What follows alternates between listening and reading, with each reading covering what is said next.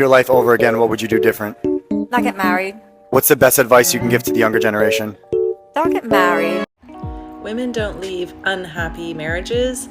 They leave marriages that have left them exhausted, burnt out, overwhelmed, resentful, burdened. Like, they leave because they are done and they've been trying for years and years, sometimes decades, to make it work. Women leave marriages because they are tired of being gaslit, stonewalled, given the silent treatment, blamed for everything, told that they're the problem.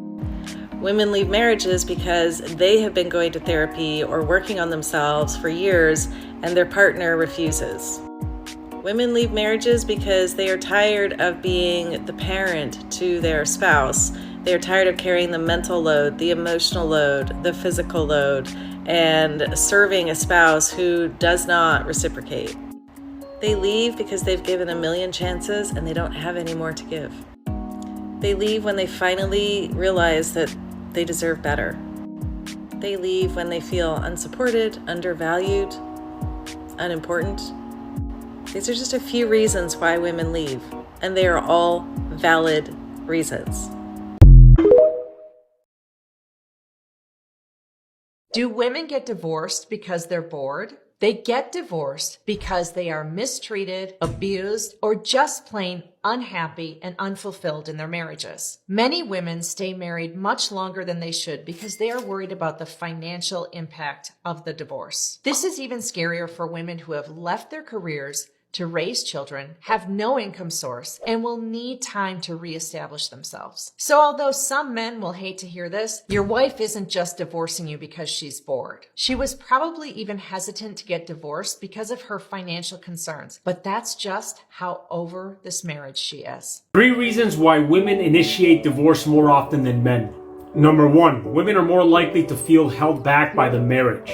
In many marriages, women are still seen as primarily responsible for domestic duties. So if a woman has high expectations and responsibilities from her career and high expectations and responsibilities at home and does not have support from her husband on her career, she may not find the marriage to be in her best interest anymore. Number 2, women often take on more of the emotional burden. As you know, communication is key to any marriage, and men are not taught how they can communicate and process their emotions. As a result, women in marriages find they often will take on the emotional support system for the entire family. Without emotional support from their husbands, wives are often feeling alone and without a source of support within the marriage. Number 3, women no longer tolerate consistent, unacceptable behavior. Women are no longer willing to put up with consistent, unacceptable behavior from their husbands like they were before. You see, once the honeymoon period is over, some men drastically change their behavior from romantic to controlling and emotionally dismissive or even abusive. Unfortunately, this happens in many, many marriages, and women will not take that anymore. Follow me for additional advice. 5 reasons people get divorced that have nothing to do with cheating or just giving up too soon. 1, one person in the relationship imposes their will onto the other, sometimes physically, but more often this is through emotional abuse, and it's done in a way that erodes the other person's independence and emotional health. 2, the feeling of being constantly overburdened, having to do the majority of the work in both the relationship and within maintaining the household for years. 3, a lack of commitment. Nobody's actually stepping out and having an affair, but one person is clearly and consistently not showing up in their emotional commitment to their partner. Number 4 is addiction. Whether it's drugs, alcohol, sex, gambling, or even video games, one person is addicted and they refuse to get help. And 5, they can't communicate or relate to one another. But it's not because of their communication skills, which is what we usually think. It's because they don't actually share similar core values, which prevents them from seeing eye to eye. Now, from our clinical experience, sometimes it's just one of these things, but more often than not, it's usually far more. For better relationships, download our free guide and check out the podcast. So what is the number one reason women get divorced?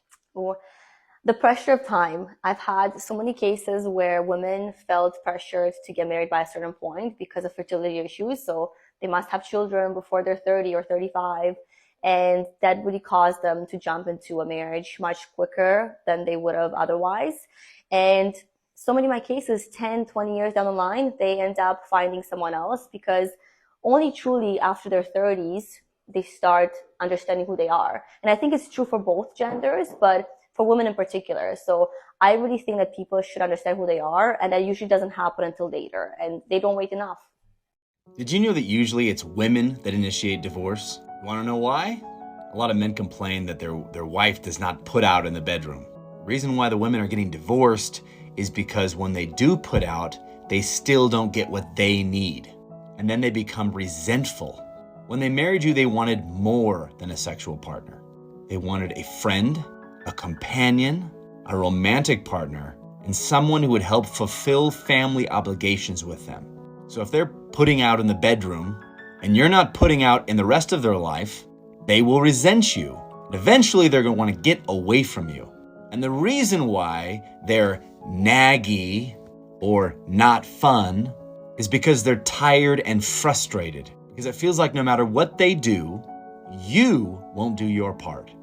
Be a friend, be a romantic partner, fulfill family obligations, watch your marriage change. I made a post about how women don't benefit from marriage and the incels went crazy. In this video, we're going to go through all the reasons. But let's start here. The consensus from most men in the comments were that women do benefit from marriage through divorce. So they seem to be in agreement that the best part of marriage for women is leaving. If that were true, which it's not, I think that would make my point. Let's go through finances, child custody, and health. Is marriage worth it for women? The benefits mostly go to men. Currently, over 50% of households have a dual income. I read this as women are taking half of their own stuff. In those households, despite a dual income, women are still doing the lion's share of domestic labor and emotional labor. In a divorce, women's income drops on average by 20%. Divorced men see an average of 30% increase in their income. Post-divorce, 20% of women find themselves in poverty compared to 11% of men. Let's talk alimony. Alimony has been gender neutral since 1979. It's the breadwinner who pays. In the 1960s, 25% of men were paying alimony post-divorce. Today, that number is 10%. And I know the math is right here, but I'm going to say it anyway. 90% of marriages end with no alimony whatsoever. 90 to 95% of the time that alimony is paid, it was settled out of court, meaning a judge didn't weigh in and didn't order it. In the cases where a judge orders it, there's a large discrepancy between the spouse's income and assets. Short marriages are less likely to get any alimony. Judges are looking at if one spouse sacrificed their career or potential earnings. And so if they didn't, alimony wouldn't be awarded. Now let's talk child custody. Studies show that when fathers ask for custody, they get it. Conversely, as fathers tend not to ask for custody, they don't get it. Most custody cases are settled out of court. For absolute clarity, most fathers are giving custody to the mothers, not losing custody. Do you see the difference? Now we're going to talk about health, and that will lead me into my last point. Why do women even want to get married if it doesn't benefit them? You know when married women nag their partners? You really going to have that third beer? Babe, I think you need to go get that mole looked at with the doctor. Men seem to hate that. And yet it is the direct reason why married men live longer lives and healthier lives than unmarried men. I've read that men resist marriage because they know that it requires a substantial behavior change on their part. They associate marriage with increased responsibilities and potential financial loss. And yet, those things aren't true. Our culture sets expectations high for women and low for men. Getting married has historically brought a large change in how men see themselves and how they behave. If marriage has been a particularly strong signal of change in men's committed behavior, it would explain the stereotype of women pushing for marriage and men resisting. Tell me what you think.